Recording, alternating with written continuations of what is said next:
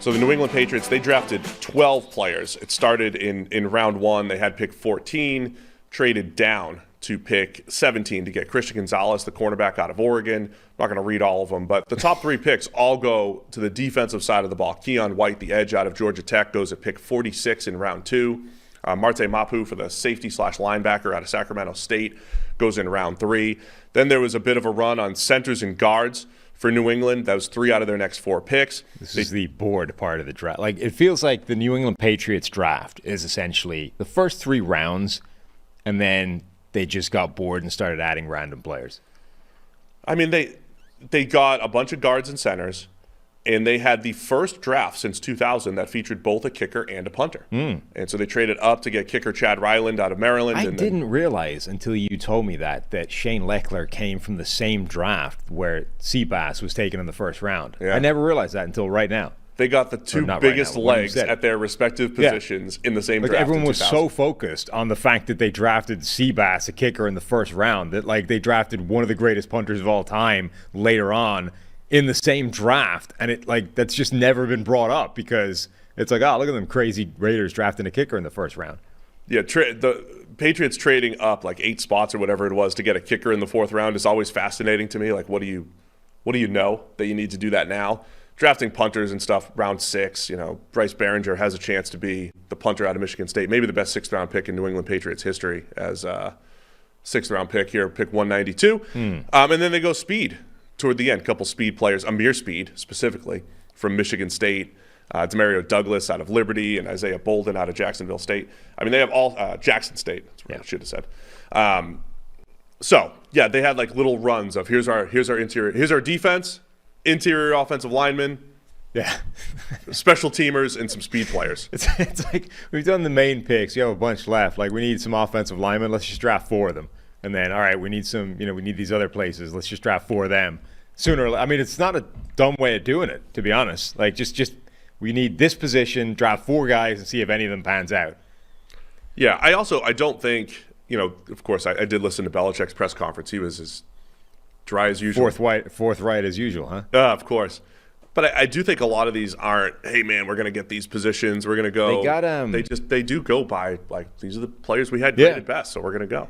They brought in Malik Cunningham, the Louisville quarterback, as an undrafted free agent. Bill Belichick and the Patriots generally, or whatever you want to, that decision-making personnel dynamic, Belichick does seem to skew towards these mobile quarterbacks in a way you don't expect him to. Like, okay, they end up settling on Mac Jones or Drew Bledsoe or Tom Brady, but all the way along, there's like this sort of dalliance or slightly weird fascination with players that are the exact opposite end of the spectrum, which I always find kind of fascinating. Like, you keep hearing stories about how enamored Belichick is with, Lamar Jackson, and then they end up somehow settling on the prototypical goofy, immobile pocket quarterback. It's that defensive coach who knows how difficult it is to stop those guys. So he just wants a really good scout team guy, like somebody who can emulate everybody else while he sticks with his rigid, pocket passer.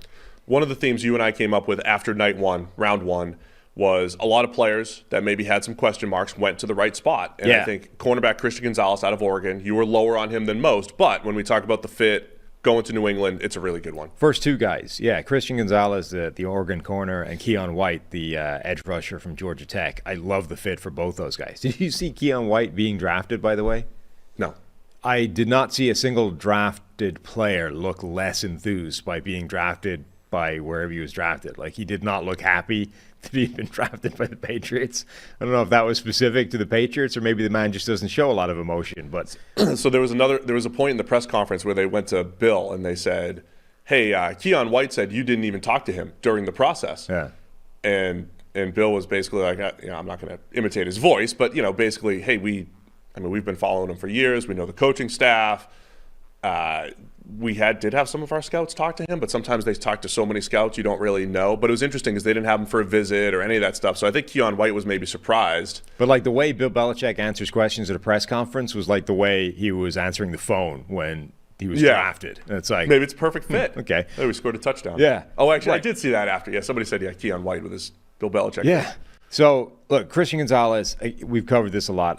I didn't love him as a cornerback. I think he's an incredible athlete. Like the movement skills, if you were asked for that part of it, like if you break down on-field technical ability, performance sort of technique, he's not great. If you look at the physical tools, the size, speed, movement skills, all that kind of stuff, he's your prototype. He's exactly what you want, probably the best guy in the draft. So it's the melding of those two things that's the issue. But if anybody can marry those two together in the best way possible, it's Bill Belichick, one of the greatest defensive coaches of all time. So don't love the player, love where he's ended up to actually be able to tap into that potential and realize where he can go. Same thing with Keon White. Like we talked in the pre-draft in our edge rusher rankings, he just reminds me of like somebody slapping a helmet on a raging bull and painting the quarterback red and saying, go get him. It's just this wild, manic, out of control, like crazy rampage towards the quarterback. And the physical tools that he has are crazy, but he's very far away from sort of putting all that together as like a polished impact pass rusher. Again, now he's going to Belichick. Like that's perfect. Now, and also in Keon White's defense, he did show progression throughout his career and even throughout last year. You could see he was better at that stuff towards the end of the season than he was at the start of it. So he's already shown the ability to be coached and to improve at the stuff that he was bad at. So those first two picks, I just didn't love Gonzalez as a player, liked Keon White a bit better, but either way, the two guys I think that need a lot of defensive coaching, going to a guy who might be the best of all time at that, I think is phenomenal fit for those guys. So Gonzalez comes in. I think he's better in man than zone. I don't know if New England wants to get back to playing a little bit more man coverage and developing a guy like Gonzalez and his athleticism.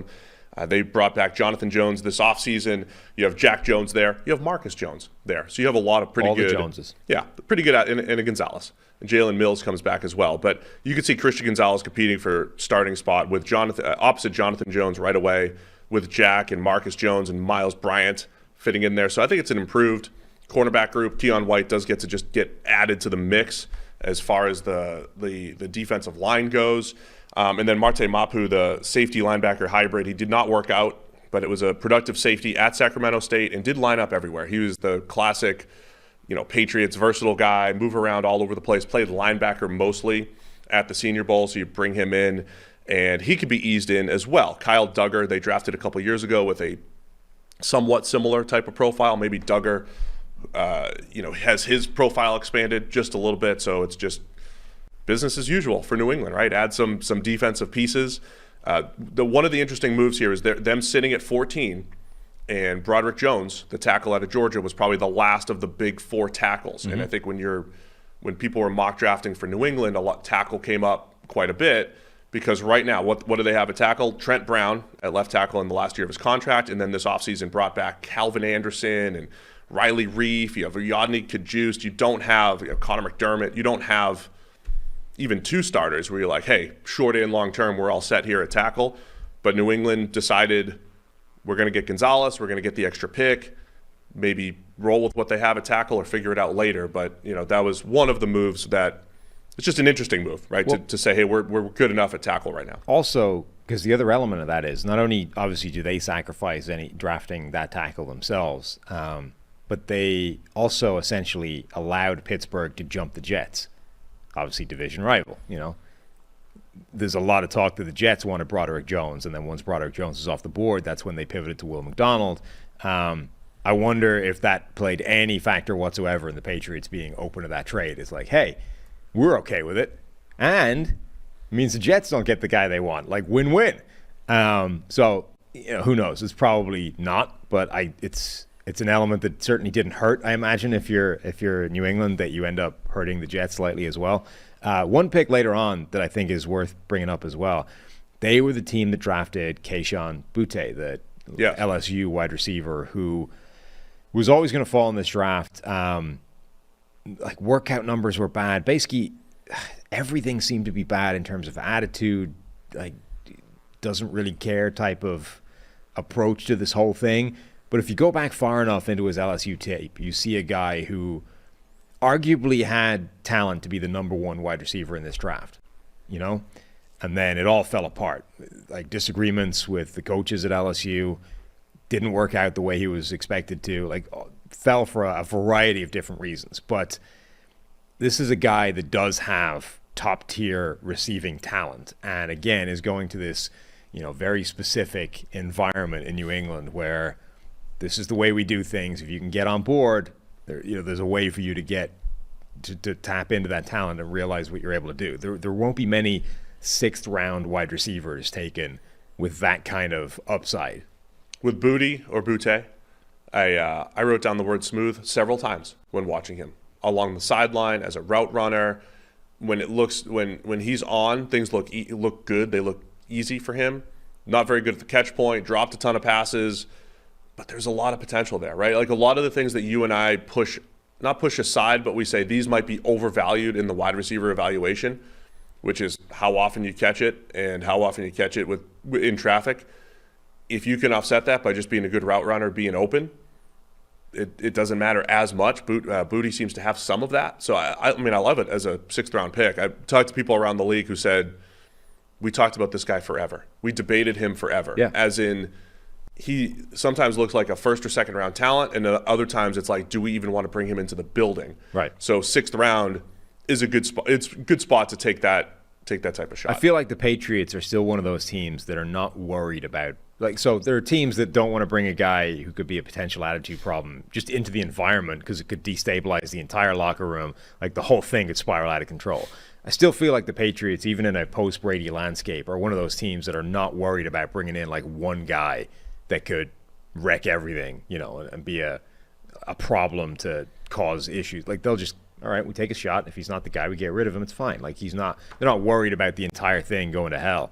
But even if you look at his stats, like he averaged over 2.25 yards per route run in 2020, 2021. Those are pretty big numbers, even for a guy that didn't have a ton of overall production those years, and then it fell off last year along with everything else in his game. But like, again, for a 6th round pick, almost pick number 200, for a guy that if he'd actually like kept himself together could easily have been the number 1 wide receiver in this draft.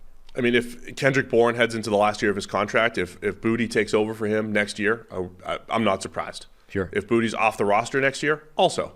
If he's off the roster by week 1, by week 1, yeah, also not surprised. A couple other picks to highlight really quick. I like City So out of Eastern Michigan, and guard. He played tackle, but he's more of a guard type of body. He's moved around back and forth over there. A productive player, and then wide receiver Demario Douglas out of Liberty, 7th round blue for me. So get him in 6th round.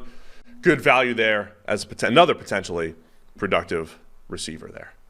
So that's the Patriots draft. PFF grade of A- over at pff.com for the New England Patriots.